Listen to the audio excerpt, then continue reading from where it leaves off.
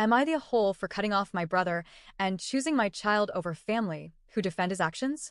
Trigger warning. There will be slight mention of SDA. Hi, I'm a 23-year-old woman, and I'm the proud mother of a beautiful 3-month-old baby girl.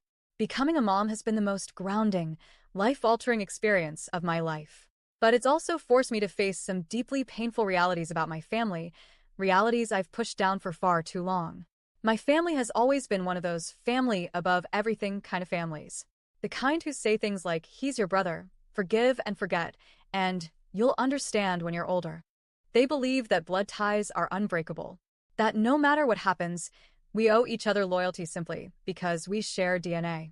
But I've finally made a decision that goes against all of that. I've officially cut off my oldest brother, and now most of my extended family too. And before anyone calls me cold or cruel, I want you to understand why. When I was 8 years old, my oldest brother was around 20.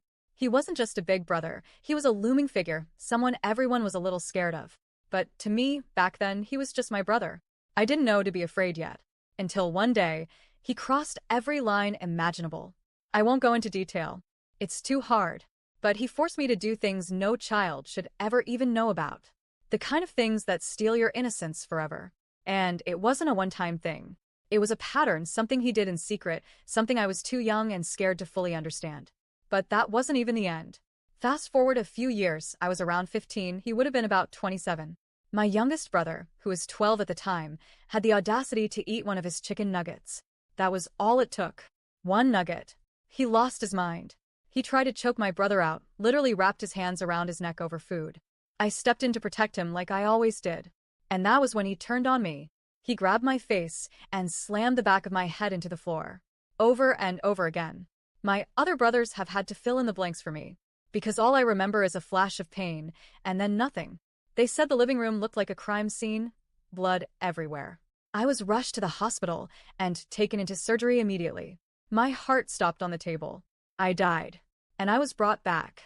It took me 3 years to learn how to walk and talk again. I still have a permanent stutter. A reminder every single day of what he did to me.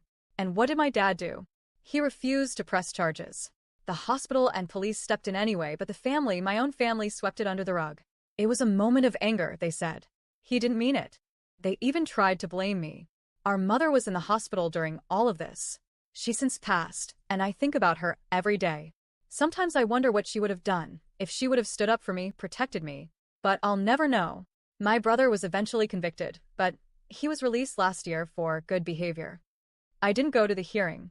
I didn't write a victim impact statement. I was done. Done reliving the trauma. Done giving him any more power. When he got out, my siblings and I agreed. We wanted nothing to do with him. But my dad, my aunts, they welcomed him back with open arms. They invited him to every family event, every holiday. And I was expected to smile, sit beside him at dinner, let him hold my baby. I couldn't do it.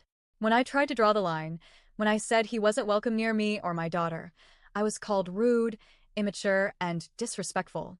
My aunts told me I was too cold, that he's family, that he deserves a second chance.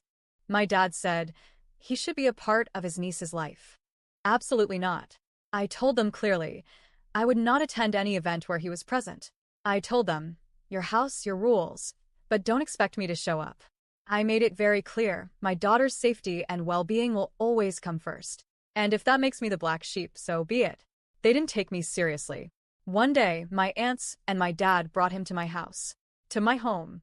A place I thought was safe. I hadn't invited them, hadn't asked for a visit, and certainly hadn't opened my door to him. I didn't even let them inside.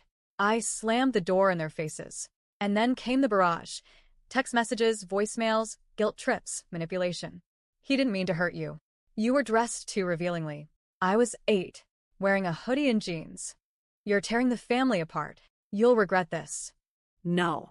I regret not standing up for myself sooner. Now I've gone no contact. With all of them. My dad. My aunts. Anyone who continues to excuse his actions or invites him around. They don't get access to my daughter. Not anymore. They don't get updates, photos, visits. If they want to see her, they'll have to earn that right back, and he will never be part of her life. My other siblings are torn.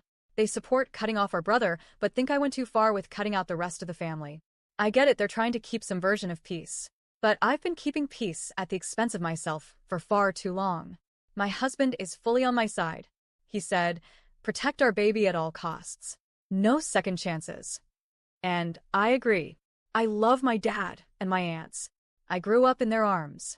They raised me when my mom was sick. The thought of cutting them off hurts more than I can say. But what hurts more is knowing that they would rather keep my abuser in their life than respect my boundaries. They say family is everything. But I'm building a new family now. One that's built on love, trust, and safety. My daughter will never have to unlearn love the way I did. She will never be made to feel like her pain is inconvenient. So, am I the a-hole for drawing the line? For protecting my child, even if it means cutting out the people who raised me? I don't know. But I do know this. I would rather have no family than a family that lets monsters back in the house.